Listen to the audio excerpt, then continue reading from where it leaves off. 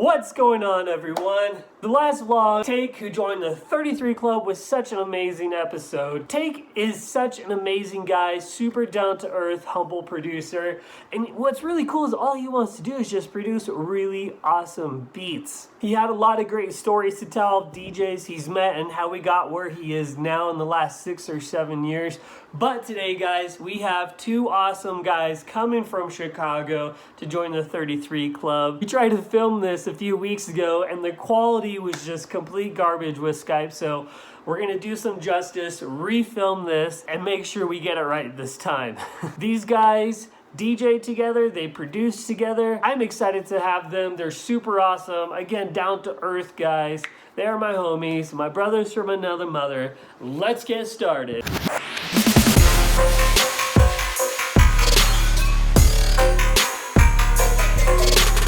What's going on, everyone? As I said, we got two of my awesome buddies coming from Chicago to join the 33 Club.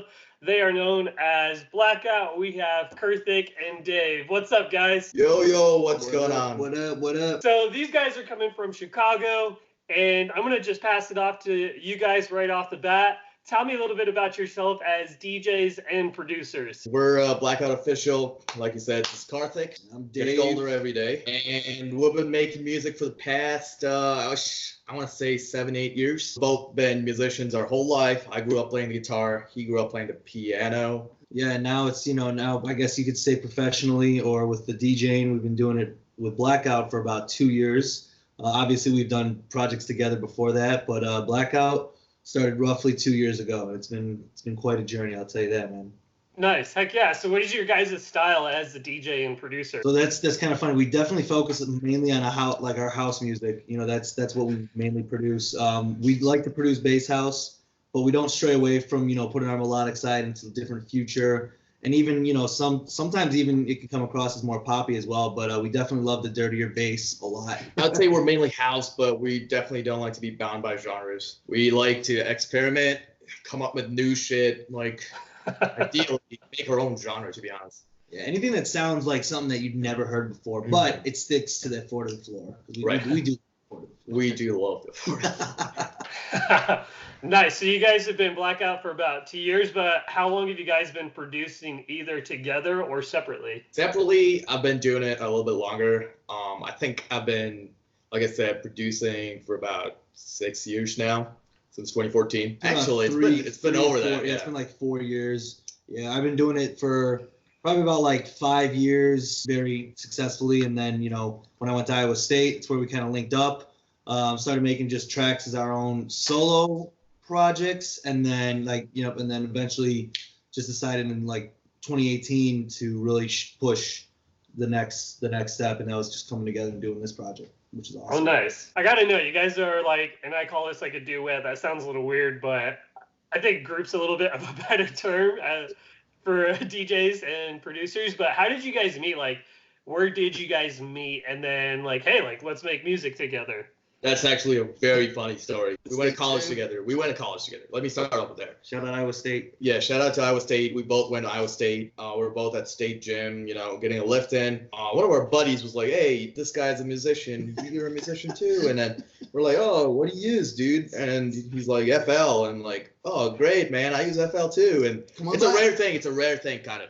To find people that use FL Studio, because most people use Ableton now. We're like, oh, great, we both use the same software. Let's get a track going and see how we work together and shit. There's 2 remix contests we entered. Yeah. And one of them like really kind of took off. And it's still up on our SoundCloud. It was a remix for Oliver Heldens, very future house vibe.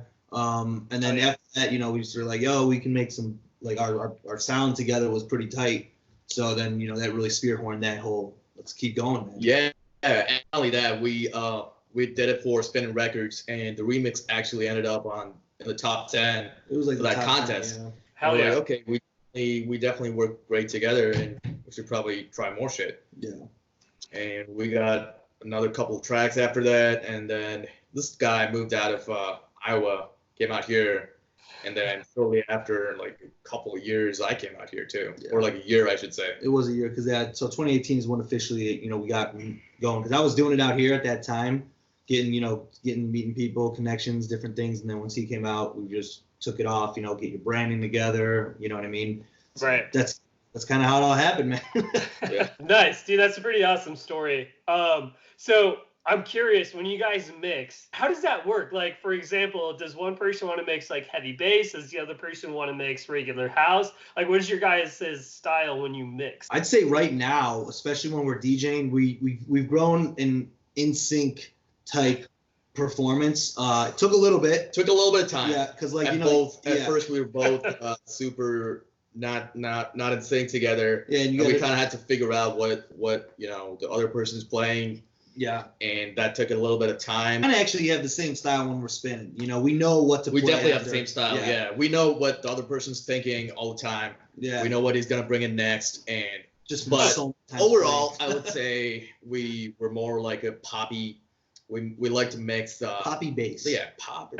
You guys can pick 3 DJs for 2020 that either have like inspired you, DJs you love listening to like, work on your guys' sets. Who would those top 3 DJs be for 2020? 3 would be No Mana. He's not like a big DJ. He's a producer and artist. Biggest inspirations.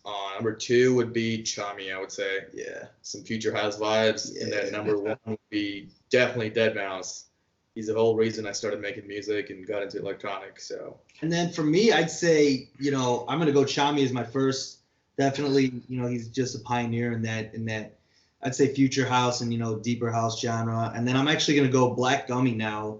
I don't know if you've heard of, but Black Gummy, his sound, dude, it's so dirty and but at the same time he has tracks that are like lush and awesome. So I really can relate to that. And then the last one I'd actually say is this group called Brooklyn, who they're definitely on the more like poppier side. But we actually opened for them out here in Chicago. Awesome guys, man. Okay, so those are your top 3 DJs for 2020. Give me your top 3 producers for 2020. Top 3 producers. I would say No Mana as number 3. Number 2 would be Atlas. He's a mousetrap artist. 1 would be definitely Deadmau5 again. I'm gonna go for number 1, actually, Grizz. He actually just released a track on Night Bass, and it is, I'm excited to see if he pursues house music a little bit more. I'd say AC Slater. And then I'd say Chami. I really want to see more of his work, so those would be my 3. Do you guys have a favorite artist that you love to mix in your guys' sets? Say Kuz, Dr. Fresh sometimes. Got to get that prescription in, man. Oh yeah. And a lot of night-based artists, I would say. Yeah. You know what? Actually, Mala is probably our most favorite. That's why we got into the genre we do now, right now. Yeah. You guys, you are signed to Funk Junk Records, right? And Recall Records. We just got an upcoming track on May 4th. That one is gonna be big. Hell yeah! We're excited about that. But yes, to answer your question, what are some of your goals for 2020 as a DJ? I can help answer this because we have one that's sitting on the board right over there. It's a big one. As a DJ, we want to finish this mix and upload it. That has been long overdue. And then I think obviously to really, get not only because we've been playing a lot of club sets, but I think as a DJ, we're going to start really curating. We have a couple shows coming up, and we're really trying to put more of a performance set together. Yeah. That includes a lot of, we're hoping to, I think maybe pull some of the funk junk artists. There's a lot of good underground talent that is just not even discovered, and anybody, we're just gonna be taking in tracks, send us demos. No, that's honestly the thing, man. We're trying to build that underground, thing for our live performances, and then obviously, I'd say make sure we're up to date on our club sets. I think that as DJs, just staying on top of the transitions or the topics and the hot hits. So do you guys have an email or something that people can send demos to right now? Yes. It's officialblackout@gmail.com. Or if you go to our website, we actually got blackoutofficial.com, and we can link that in there. Mm-hmm. They could sign up for the newsletter. And you'll get an email, and then it also has like a nice little submission form for that too. So as a producer, what are things that you guys want to work on together for this year? Either getting signed on labels, producing more tracks. What is it that you guys are really focusing on? I would say one of the things we really want to do this year is definitely get more music out.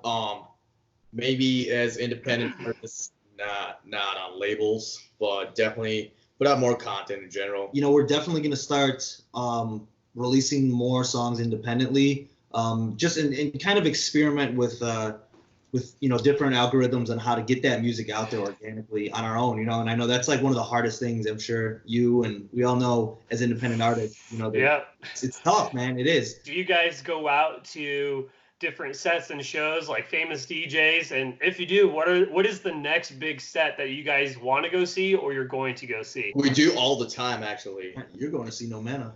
Yeah, I'm going to see No Mana this weekend. Yeah, so we're rocking with the Funk Junk. Shout out Funk Junk, Larry Slated. We got the crew this Friday. We actually so there's a big group out in Waukegan that does this event called Base Station. Wub Life.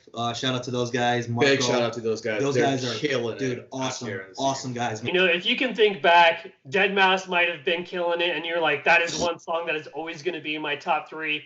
What is your guys' top 3 songs for each other? So I'm going to go with my first one is a song actually by Dioro, who I love. Dioro. I knew it. It's called Booty in Your Face. Booty in Your Face. Yeah. That was a club banger. Yep. And my next one is 7 Lions Strangers. It's more of a trance, like dubstep kind of track with Tove Lo. Awesome, beautiful vocals. And then my last one would be Chami's Adieu. Number 3 would be Violence by IO, super Ion Grimes, I should say. Number 2 would be Faxing Berlin by Deadmau5, one of his first tracks, I believe. And number 1 would be Dude Chami. Yeah. Okay, so now this is where we're going to come into the quick fire shots, guys. We're going to make you think on your feet. It's an opportunity for viewers to find out more about you on a personal level, so get a little weird, get freaky. All right, let's go. All right, what's your favorite animal? Lion. Elephant. I think they understand people, and they're just like awesome, just huge creatures that know they can crush someone, but they're super smart too. I don't know, man. Just always thought they were kind of like majestic and just awesome to like. I don't know. Yeah. I just like elephants, man. Can't really else describe it. Yeah, I don't know why. Like, I love lions too. There's no reason. I don't know why I love them. Okay, so what is your guys' favorite food? Tacos. Rigatoni. Why tacos? I don't know. I don't know. I don't know how to answer that question, to be honest with you. I love rigatoni because my mom always used to cook it, and then next would be the gnocchi. Hey, some real Italian dishes. Oh, dude, I know. So what is your guys' favorite number? Mine's number 1. Mine's number 6. Who's your guys' favorite actor? Robert Downey Jr. Brad Pitt. Who's your favorite actress? I was gonna say Jennifer Lawrence. All right. Blake Lively. Yeah. Oh, that's a good one. Lively. And what is your favorite genre of EDM? I'm gonna say currently right now, mine's definitely bass house. I still love. Yeah, I still love the bass house, man. Techno and house. All right, so I'm gonna skip ahead to a lot of questions. Are you guys using Denon, or are you using Pioneer? We've both used both of them. Well, okay, so everything out here is a lot of Pioneer, and I know why you're saying that because I did post a picture. Where I had the SC 5000s, but we have played on those. We did do the New Year's show with the SC.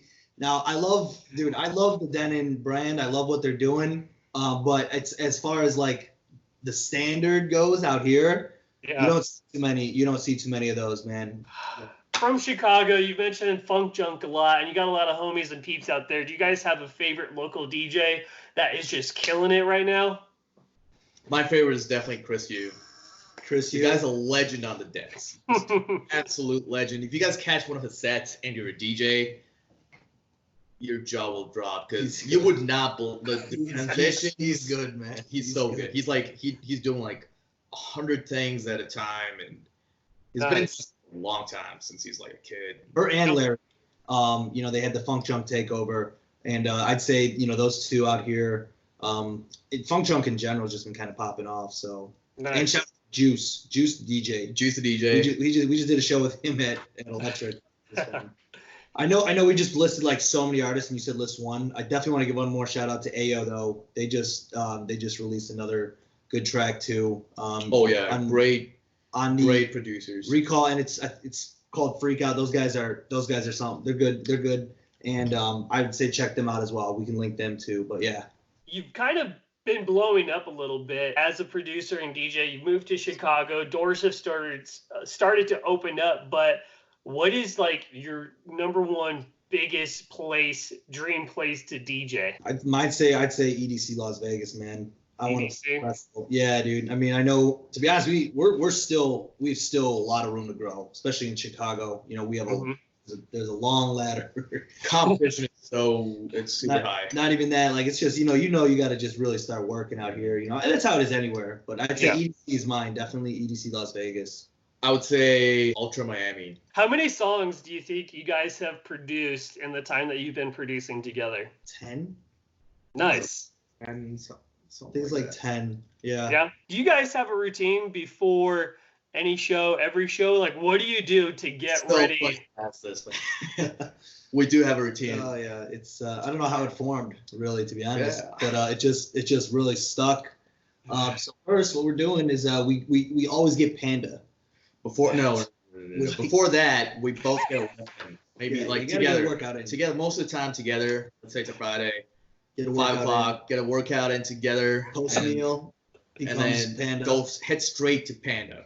All right. Check this out. Hold on 1 second. Oh my god. It is my fucking Panda, man. Dude.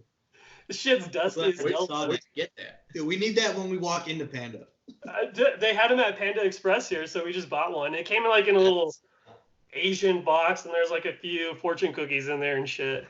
That's blackout as hell. Dude, they don't have that out here in Chicago, man. They're skipping out on us. What is your favorite trend in the EDM scene? I think one thing I really like the whole uprising of like all the female DJs, man. I think that's pretty cool. Like I've seen that a lot. They're just coming out. Like there's so many ones that are coming out that like, dude, I've never pure. Oh my god, dude. Like there's just this undiscovered talent. I feel like, and I think that's pretty cool to see that trend. I mean, look at Rez for instance. Dude. Like, it's just unbelievable. Like killing it. Sound design, yeah, exactly. So it's like you see that and it's pretty cool. So okay, what trends do you want to see in the music industry? More or less this is gonna sound really cliche, but I miss like the old how the rave scene used to be.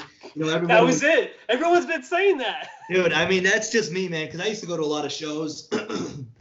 The people would come in with the bracelets and candy. They dress up. They still do. But I feel like that, I don't know, man. It's definitely, kind of been lost. And I feel like that, especially just more about the music, more about the culture and the scene. I'd like to see that, not so much. I don't know. A lot of people go there just for maybe to get, trash. To get fucked up. And which is whatever, It's fine, but it's like I really miss, like I felt like, a lot of that was definitely stronger and present back then for that kind of music. So I'd like to see that. Maybe make it easier for smaller artists to come up. Where the music industry is like all business and everything, super hard to make it. Like we know this, but there should be a way so that smaller artists have some sort of a helping hand almost to make it out in this in the industry. Good trends, but what trends do you want to see go away in the music industry? Like I'd like to see, that EDM is really recognized more as a genre, and I'd say, take away all the, like the chads. I don't know, for lack of a better term, but a lot of like the or even like as DJs, the overhyped guys that think they're really, the best guy in the world as a DJ. So I think, having an ego like that, I always thought, being humble and, I like to collaborate and, be true to a lot of people. But, having that like too big of an ego, I get it to a certain extent, but it's like, I don't like that too much, if you're too ego, you basically go, hey, fuck everyone else. I'm the DJ. What do you think is the most difficult thing as a DJ that you've experienced? I would say like getting to know the right people. And also, not only that, doing social media, keeping in touch with all these people, make sure you talk to them, make sure... Keeping ahead of the curve, I think, is the biggest thing as a DJ. That's probably the hardest thing. And obviously, making sure that you maintain, you know, like once you get to a certain level, you know, if we're out here headlining shows, well, we got to make sure that we're delivering that too. That's the biggest thing too, you know, like bringing out people, like we got our audience, and so that's, I think, the biggest thing. Well, and not just that, we also have to, you know, meet new people, kind of not get stuck in that same club and keep doing the same thing every time. Yeah. It's always, okay, what can I do next? And think bigger, long term. Who do I got to talk to? Where do we got to, you know, what do we got to post? Yeah. Content, you know, it's a lot of work. That's actually really good, but what is the advice that you guys want to maybe give out right now to aspiring DJs and producers, whether it be tips for producing, tips for DJing, tips on just working hard, like anything out there? What advice do you guys have for these guys who are wanting to do this? Don't give up, because kind of going back to what Karthik was saying about, you know, learning, really honing into your craft, you know, do your homework, and here's the thing, man. I believe if you want something, you know, you're gonna do it. But if you don't, maybe you didn't really like it that much. You know what I mean? That's the truth. You know, and if you are aspiring to it, you're gonna continue to do it. You're gonna do the homework. Otherwise, I just think, you know, maybe deep down you know, it's kind of just a side hobby. But, you know, that's my advice. You know, just don't quit, man. Especially don't get discouraged by all the no's and like all the rejections. If you're trying to get booked somewhere and the promoter or the bookings manager is like, no, we already were full. Like, don't quit. You know. Work harder. Just work harder. Keep you know, going at it. Like, you never know, because like, just when things seem super bad, you might have a big break or whatever. What BPM do you guys typically mix at in your sets? We start off at 125. I like 125. It's like a magic number to get people. I love 125. To get people from like standing around to start moving, and then slowly bring the bass in, and then they're moving their hips. 125 is that number. What BPM do you max out at? Do you stay at 125 the whole time? Depends on the crowd. Yeah, most of the time. Yeah. Sometimes we stick to 125 for quite a bit, and then we take it slowly. Yeah, we take it up to 126, 127, and then 128. Sometimes, you know, if the crowd's not feeling 128, we'll switch it up. If they're not feeling it, they're like, oh, this is too much energy. We bring it back down. But sometimes they're like, oh, we're fucking ready to dance, and fucking ready. Yeah. Who is the most famous DJ that you guys have ever met? I've met IO. Awesome guy. It was just for a couple of seconds. Got a picture with him. Nice. But one of my biggest inspirations. Right after the show, he's just walking down stage. I'm like, IO. I think Gorgon City's probably the biggest though that we met. What are your top 3 tracks that you find yourself playing this year, like just regularly in your sets? Coos Magma. Just like mashed up with like a bunch of shit. Like, that's funny, dude. I'd say Coos Magma. I would say Indox Hold You. Yep, and then of course our mashup. That is Sunburn Houseworks. Yep, that's the one. What was it for you guys that was a determining factor for you to actually pursue becoming a DJ and a producer? Oh, dude, I remember the exact day. I guess I could answer it first. Yeah, go ahead. So this was right around the time back in the day when, like, you know, Afrojack, Dior, all these guys were coming up, and I've never really heard of electronic music. And my one friend, Alex Muslin, you know, we kind of got into it, and then I went to my first rave, and I saw Dioro. It was at the rave in Milwaukee, and I was like blown away, man. I mean, like, I was listening to this, and I looked at it, and I like, because I've been playing piano my whole life, dude. And I was like, I can do this. And then the next time I heard there was a couple songs by Avicii, and I fell in love with his melodies, and I learned all these songs on the piano, Afrojack's 10 Feet Tall. And I was like, you know what, man, this is, and I picked up FL Studio like within like a couple months, dude. Nice. And I just started doing it on my laptop. Yep. And I had a really good influence in my buddy, Hano, who like, he was a roommate of mine in college, and he's just like, dude, like, you have it, like, just do this. And he was a positive influence, man. I thank him a lot because he really just pushed it. He would just come over and even listen. He didn't know what the hell he was doing, but he just, this is cool, man. So that's kind of how it started for me, man. It was the first rave at Dioro, and then learning about Avicii and Afrojack. Sweet. Nice. Hell yeah. And, I used to play the guitar, be in a band, produce rock music, use Pro Tools and all that. I shit on EDM a lot. I hated it. To be honest, I never listened to it. I just hated it because I was like, oh yeah, you know, sit in front of a computer, you push buttons and make music. That's not real music, you know. But I listened to deadmau5. Accidentally ccame across a deadmau5 track, and I'm like, oh shit. And instantly fell in love with it and became a huge fan back in 2013, I want to say. And downloaded FL Studio, and I was like, I'm gonna try this too. And slowly started making, like, you know, 4-to-the-floor kicks, and just fell in love with the genre. And I kept listening to deadmau5, biggest inspiration to this day. Hell yeah, that's pretty awesome, guys. Like, it sounds really weird, but 33 questions, that seemed like 33 questions. Yeah, it seems shorter. Yeah, man. Yeah, shorter. Yeah. I don't know. I think we got a good conversation out of it, man. Yeah. Honestly, it's always good talking with you either way, dude. So, like, I didn't seem like 33 questions, though. That's what I'm saying. That was a good time. This is your time to shine right now. This is the bonus question. Your time to plug in. Let everyone know what you have going on, what's coming up, any new releases. What do we have to look forward with Blackout? Well, we have a shit ton of new releases. Yeah. So actually, here I was gonna say long overdue. Big one that's coming out right now is we got a remix coming out on the 29th for Do It. That's with Boulevard. A lot of good guys. We'll be sending that out to a lot of people, and we're gonna be premiering that along with an upcoming EP that we've been really kind of working on in Minneapolis at the Lab with Sladen. February 29th. It's gonna be lit. And we could, you know, put the venue and all that. First out-of-state show. Super excited about it. Really looking forward to it. That's why we're trying to hurry up and get some of this music finished. We're writing an EP right now. It's something like you would not expect from Blackout. People know us as the bass house guys that make like super aggressive, heavy shit. But this is more on the super melodic side. We wanted to put something that we love to make out. Mm-hmm. Yeah, you're gonna love it. And then everyone. And then we have one, and then this mix is gonna be coming out. It's Blacked Out 4. It is there. Okay, it is on our board, and it is coming out.